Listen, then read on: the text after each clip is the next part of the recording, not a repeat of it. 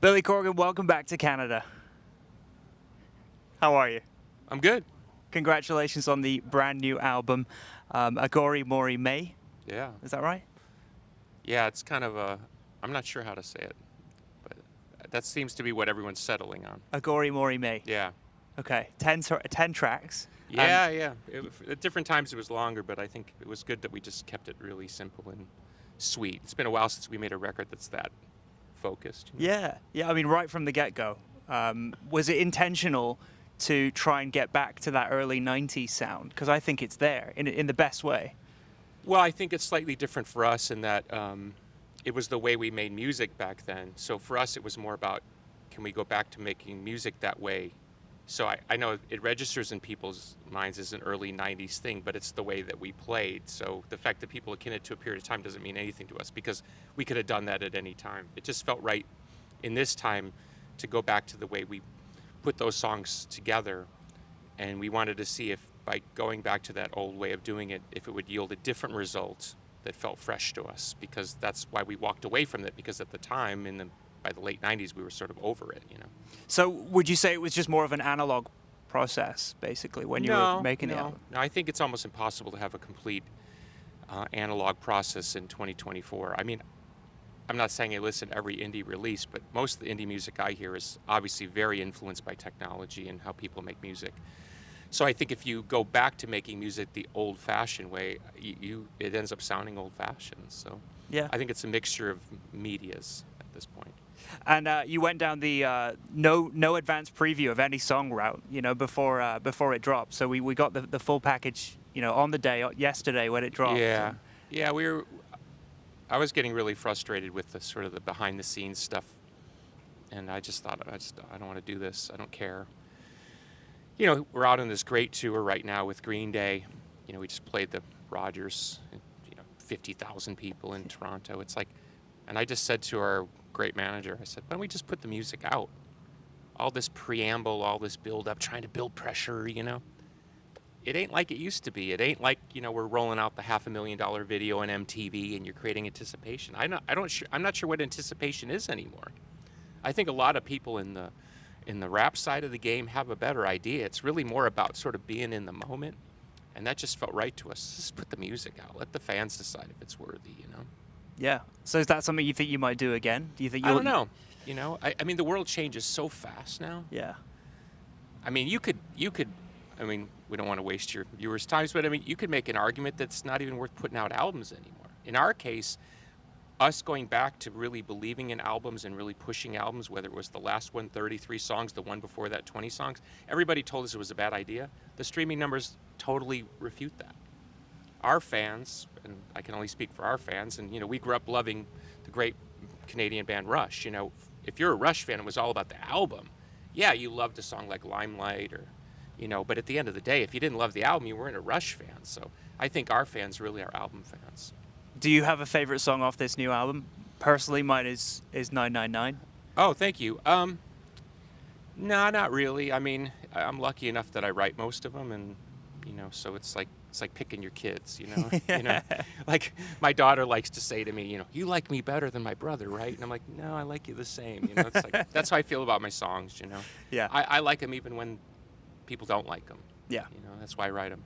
Yeah, and on this tour with Green Day that you're on this summer, how are you're picking the set list? How does that come together? Is it a lot of new stuff, a bit of a mix of new and old, or? Yeah, well, in our case, first of all, we have not opened for another band. I mean, obviously we've done some festivals where we're on before somebody, but as far as it being an opening act on a tour, we haven't opened for anybody since 1992 when we opened for the Red Hot Chili Peppers, and the band before us was a little band called Pearl Jam. So it's been a long time since we were an opening band, and because we're in that slot, we only have an hour. So picking the set is really a tough thing. We just came off a full European tour where every night we were pretty much playing about 2 hours. So to try to whittle that set down to an hour, it's definitely a mixture of classics, some deep cuts. We haven't started playing any of the new album songs yet. We're still rehearsing those. So. And then once we bring those songs online, it'll be even tougher to make decisions because, you always want to play the new stuff. So to put it into wrestling booking terms, Yeah. You don't want to go too big in the mid-card before the main event? Oh no, we're always out to steal the show. Listen, Green Day's a great band. You know, we first played with them in 1994 on Lollapalooza. You know, and I think they were on Dookie, and you know, Billy Joe's great songwriter, great performer, great band, and if you're among the best, and they are certainly among the best, you want someone to try to blow you off the stage. You want that competition. You want to be forced to play an even better show than you would if you had some lame opening act. That's what it means to be in the game. So yeah, we're out to steal the show, and you know, in our case, we only have an hour to do it, but we're doing fine. And you know, their audience, which isn't necessarily our audience, has been very receptive to what we're playing. So that's what it's about. But it's all in the tenor of good faith, right? You know what I mean, it's a rock show. You know what I mean? This is not for the faint of heart. Yeah. You know, I saw a Green Day set posted the other day. I think they're playing 37 songs. You know, it's a lot of music. You know, but it's a lot of great music. So in our case, I think we have something like maybe 14, 15 songs. So we have to make our case. You know, in that. For sure. I look at some of the dates that are coming up. I think SoFi Stadium in LA is one of them. Oh yeah, at Wrigley Field. I'm a Cubs fan since I was a little kid.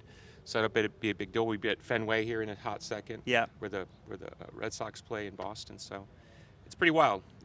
And a lot of people.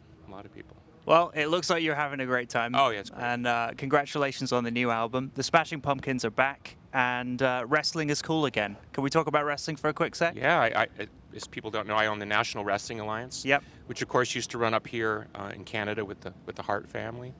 So great history in Canada with the National Wrestling Alliance. National Wrestling Alliance, the oldest wrestling organization in the world, 76 years and running. And NWA 76 is coming up. Yeah, this August month. August 31st in Philadelphia, what is commonly known as the ECW Arena. Of course, it's renamed now. Yep. And I will be there. And we literally put the 76th anniversary show between Green Day tour dates. So I'm literally, I think we play Nashville. I get on a bus. I drive all night to Philadelphia, get off the bus, run the wrestling show, get back on the bus, and go to Pittsburgh. Wow. So that's how you do it. Amazing. Who's coming after EC3? We have Tom Latimer. He's been chasing the belt a really long time, and you know, Tom's in real life is married to Camille, who just debuted, a former NWA World Women's Champion. She just debuted with AEW. Yep. True power couple, but Tom's never held that top title. So this has been a years-long quest. He's been national champion. He's been a tag champion, but he's never held 10 pounds of gold, which of course was held by Harley Race, Ric Flair, Jack Briscoe, Terry Funk. Yeah. You know, that lineage.